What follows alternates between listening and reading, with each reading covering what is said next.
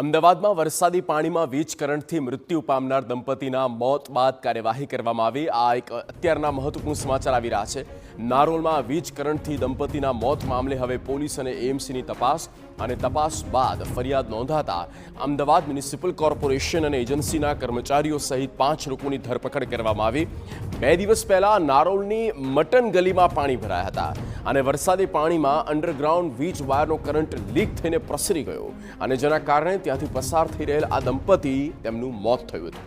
તપાસમાં મેન્ટેનન્સની કામગીરી નિશાંત એન્ટરપ્રાઇઝના માલિક છે સૈયદ ઝહીર અને 2 એન્જિનિયર અને એએમસીના 2 એન્જિનિયરોની પણ બેદરકારી સામે આવી।